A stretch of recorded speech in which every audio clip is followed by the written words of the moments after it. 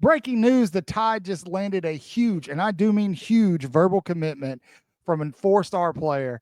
Stick around. Let's talk about it. Let's break this down for a minute. This is your favorite Alabama football content on YouTube. Way Offsides. 3, 2, let's go.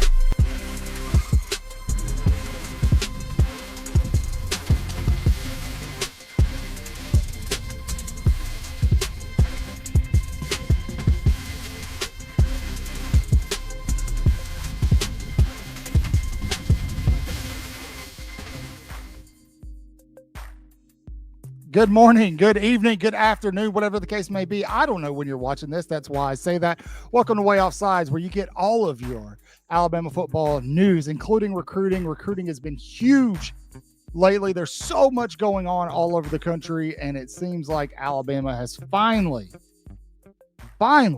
taken their first shot, and it landed. Now, I'm telling you, this is just the first. One of our subs said, the torrents of the summer rain are coming, and I fully believe that. I think this is the first domino of many to fall. We put in a prediction earlier in the weekend for Alabama to land four-star interior offensive lineman Sam Utu out of California. That prediction has come to fruition. He is now a Tide, at least verbally. We got a long way to go to December, but let's talk about this commitment a little bit. Alabama, their 2025 class was pretty incredible and substantial in terms of the offensive line. So offensive line is always going to be a priority in a recruiting class, but it's not their main priority in their 2026 class. But let me tell you why this is a huge get for the Tide, why this is important and worth your attention. What's interesting is when you start looking at recruiting agencies that are talking about Utu and what he brings to the table, the thing that pops off the paper is that Utu is multidimensional. He is a multifaceted offensive lineman. Yes, he is an interior offensive lineman, but he can kick out there. He can play guard, tackle. He can play center. He can play on both sides of the line. He has plenty of experience doing it. Now, this is big because we all know that those big uglies up front in the trench, right? They're prone to knee problems. It happens. They get rolled up on just about every play, ankles, knees, all these things. We've seen it time and time again. I hate it, but it's just the nature of that play in that position. But Utu is easily going to be a guy who can cover down the offensive line if somebody just can't go. And that's what Alabama's looking to do at certain positions in this class. That's one of the positions that they're looking to kind of supplement with that kind of player, and they got him a good one. Now, what's even more interesting about Utu is the fact that the Tagovailoa family was actually involved in his recruitment. Now, this could foreshadow somebody else that's coming down the line. That would be four-star Malachi Lee. For those of you who don't know who I'm talking about, he was on campus last weekend while Utu was there. This weekend, Lee is a four-star offensive tackle, 6'7", 310, huge dude, comes out of Kamehameha Secondary in Honolulu, Hawaii. But he was also accompanied by the Tagovailoa family. His right now, his trajectory, I will call it, is pointing towards USC. But with this get and the influence of the Tagovailoa family, I would not count him out just yet in the Tide. I think the Tide made some serious moves in his recruitment.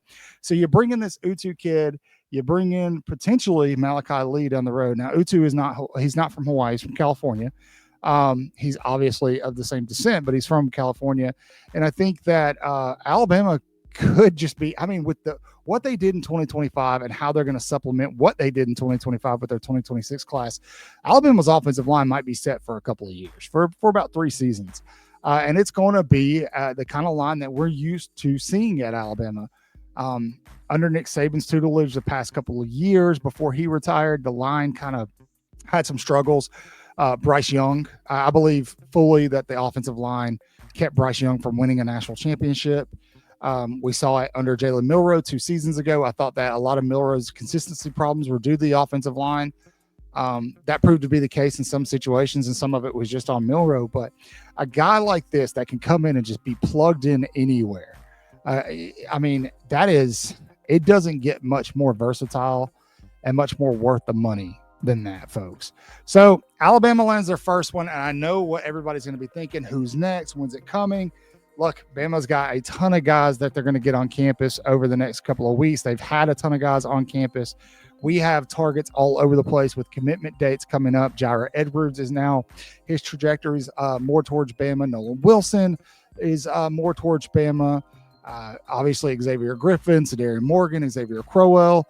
There's just a ton of names out there that Alabama's in play for. We're going to see how this thing pans out over the summer. I do think that Bama stands to really gain some ground in the national recruiting picture as they hunt for that number one class.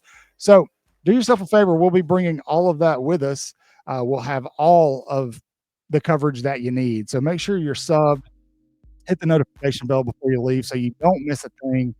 And as always, please say your prayers, read your Bibles, wash your hands. You can't see me. There we go. Horns down. Beat Auburn and LSU and Tennessee too. Roll Tide.